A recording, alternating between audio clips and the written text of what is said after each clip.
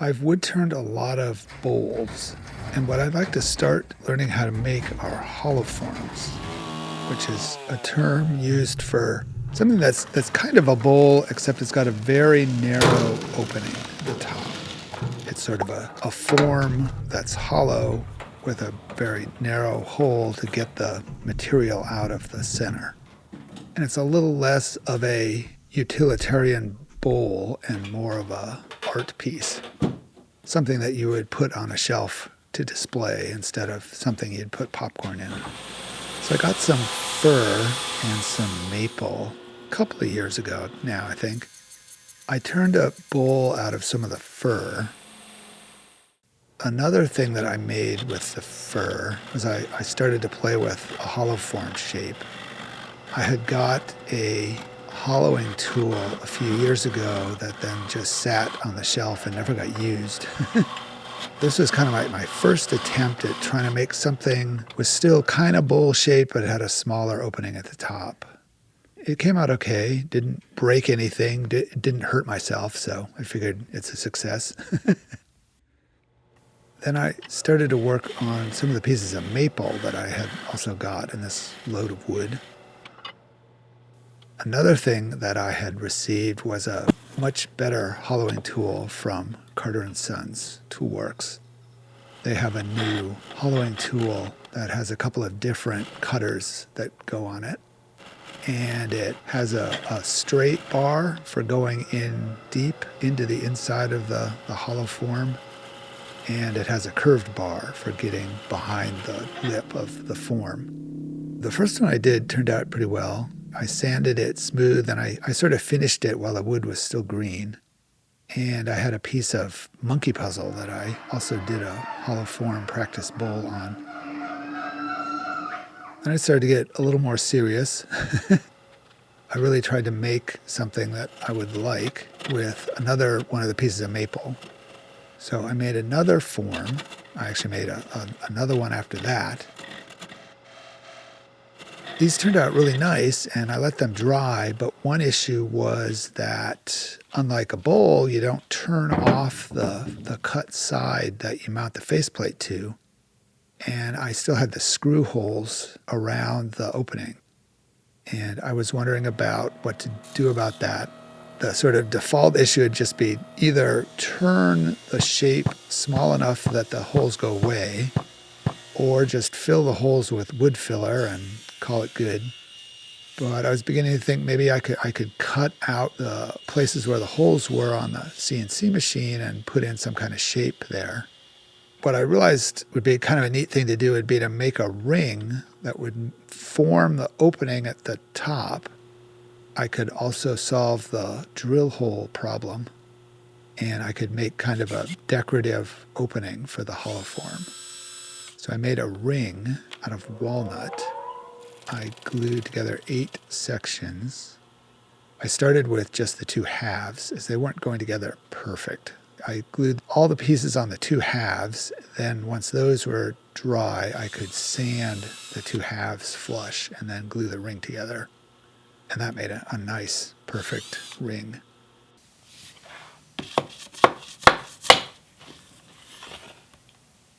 And the new laser on the CNC is really nice for finding the center. Then I cut a pattern into this ring. I didn't want to just make it a circle. That would be kind of too simple. If I'm going to use the CNC, then I want to celebrate the CNC. I can make a circle on the lathe and just have that work, and that would be okay. And I had to figure out how to hold the form on the CNC, and I had some tall hold downs. I think I did something similar in the past, but I modified them a little bit. I changed where the sort of the plate was that would hold the form. I had a scrap piece of oak that I made some new pieces out of. And I can attach those to the hold downs that I have.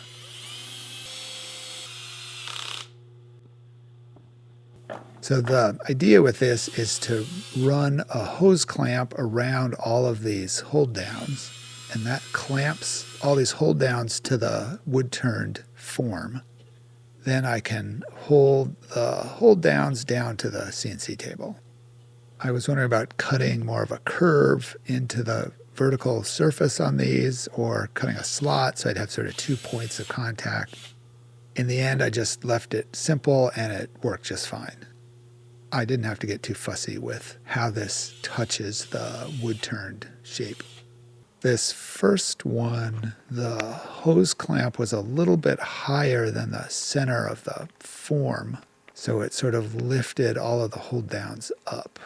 But it wasn't a big deal because then I'd hold them all down on the table and that would actually tighten everything up nicely.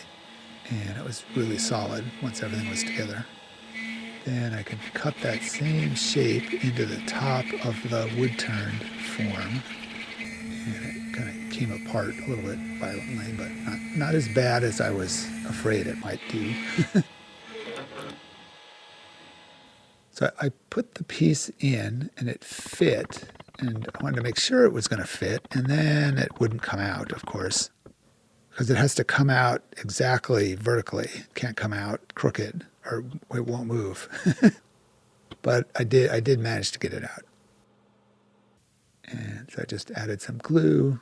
This doesn't really need any clamps as it just fits tightly in the shape. And I can kind of tap it around and around, and that kind of keeps it vertical. And really once it's in, I can take the hose clamp off and it could just dry. Then I flipped it over and I can do the bottom. If I can cut a perfect circle on the CNC, this will hold really well on the lathe with the chuck. And I can get the bottom finished as the first part of the wood turning, or sort of finishing part of the project. When the glue's dry, I can put it on the lathe. I use the tailstock just kind of as a backup. I did have to make sure how I cut the bottom on the CNC was really in the center and level. So when I put it on the lathe, it doesn't wobble so much that I don't have enough material to finish the project. And I can finish up the shape now. With this one, I left a little bit of a lip right at the opening. This is kind of a way to cheat a little bit, where you can make the opening a little bit bigger when you first turn the piece, and then make it smaller with the ring at the end, which I think is okay because it comes out kind of cool. So here's the new hollowing tool. This is going to take some practice. I've gotten a little better at it, but it is not something that just works and it's super easy. It takes some getting used to as you're cantilevering quite a bit from the tool rest into the where it's cutting. Once I had the form pretty close, I could sand. I start with a grinder. I think I've been doing 80 grit and then 120 grit with the grinder. And then I can go with my little drill, I can go from, I think, 150 up to 600. Flipped it around, it did the bottom. I had taken off some material, so there's a little bit of a foot I wanted to get rid of, and then some quick sanding. That came out really nice. With making the bottom where I can use the chuck, and I can use the chuck in the opening, it actually makes it pretty easy to finish up and turn. So then I did another maple hollow form with another piece of the same maple I had gotten from the same tree. Cut a blank to start turning on the lathe. I've shown this a bunch of times, but it's kind of how I cut a piece on the bandsaw. The times I've tried to use a narrow blade so I can cut the curve of the blank, it hasn't gone so well. Like I've had the blade jam or get too hot or get really off track, or it dulls really quickly. So what I've found works is to put it on this sled with a screw in it at the radius that I want to cut and a hole in the blank. Then I can just rotate the blank in and out of the blade and cut a bunch of straight section and get close to a circle. And with this, I can use a wider, more robust blade. I can attach a faceplate. This is where I'm adding the holes that I'm going to have to get rid of later. This one's actually pretty balanced. Use the tailstock, especially at this point when it's so big and heavy. At this point, it's just finding the form. This green maple is really nice to turn. Nice big shavings and cuts super, super smooth.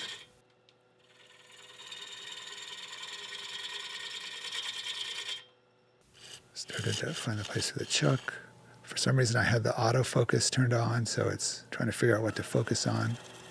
I usually do the focusing manually so it doesn't jump around. I can make the tenon for the chuck. And once I have that fitting, I have the outside form pretty close. I can take it off the lathe, take the faceplate off, then flip it around. So now the part that was facing the drive shaft of the lathe now faces the other way, or now faces the tailstock. And I can get it round so I can speed up the lathe. The faster I can turn the RPMs up, the faster I can turn it. But you don't want to make it so fast that it's dangerous.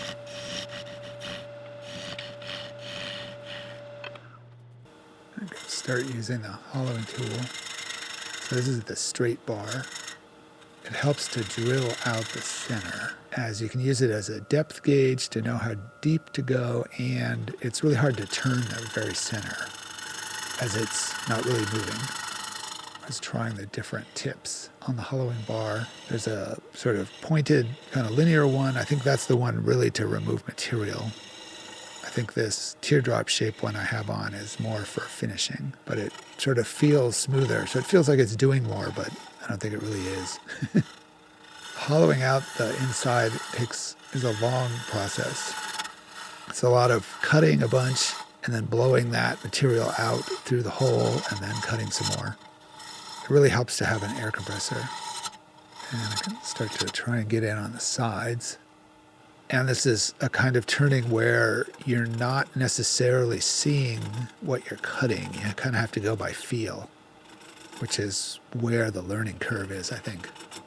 Like what it feels like to be cutting properly and knowing where you're cutting just by feel. I think also you figure out that where it's cutting kind of really wants to be in line with the handle, because if it's not, then it tries to twist the tool.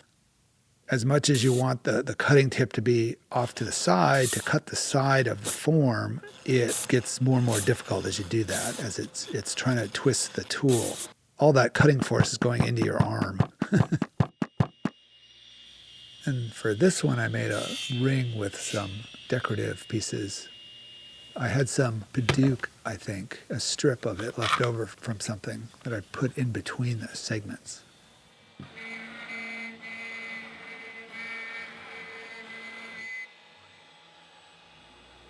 And I put on the dust brush, dust shoe this time. These rings, I cut them almost all the way through. Then I cut the rest off on the bandsaw.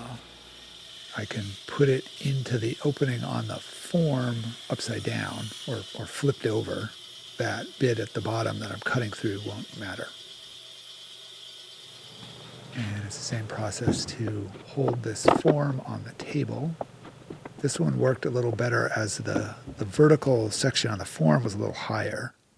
So it lined up with where the ring is, or where the hose clamp is. So my faceplate that I use, the pattern of holes for the screws makes a square. So that's why I used 8 segments on the rings.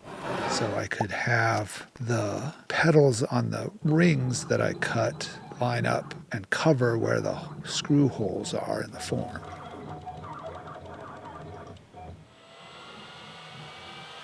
And I can cut out the shape in the woodturning form, and it's just a matter of gluing it in place.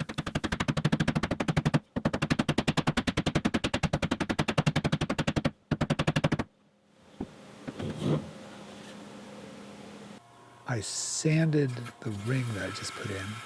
This way it'll sit flat on the table when I work on the bottom. But this one had a tenon on the bottom, and I decided I had enough material on the bottom that I could make a mortise, which would make a better foot for the piece once it's finished. And I could still hold it on the lathe. With this one, I felt like the ring insert wasn't quite aligned with the piece in a way that centered it well enough. So I shimmed up one side as it was on the CNC table, which meant that I really couldn't use the tailstock as the ring wasn't parallel with the lathe now. But I was holding this with bigger jaws on the chuck, so I decided I really just didn't need the tailstock. Didn't come flying off. So I turned this round and got close to the form I wanted. I was going to turn this with a little lip at the opening again, but I was getting a lot of chip out, and I ended up just turning that lip off. I kind of like it just coming up to the opening flat. It's sort of simpler and kind of more modern looking. I like the pointier design, and this is me turning off that lip. So the form just comes up to the opening.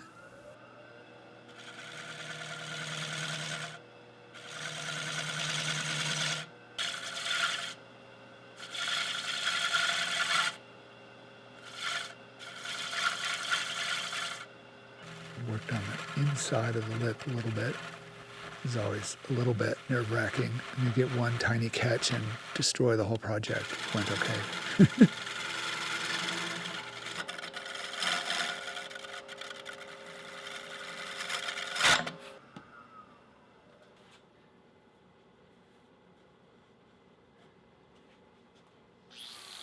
Once I had the form, I could sand, and this was easy sanding. It was all one simple shape. I turned it around to work on the bottom, and with this one, the bottom really didn't need any turning. The shape was already there, so I just sanded. With the grinder, I can change the form a little bit. It does remove quite a bit of material if I want it to. And I made a blueberry. At least that's what my wife says, which makes me want to actually really try and wood turn a blueberry. I think a walnut blueberry with a maple collar around the top would be really nice. And that's how they turned out. I think doing this hollow form thing could be really nice. I've got so many bowls turned and drying. I think it's time to start doing something a little different.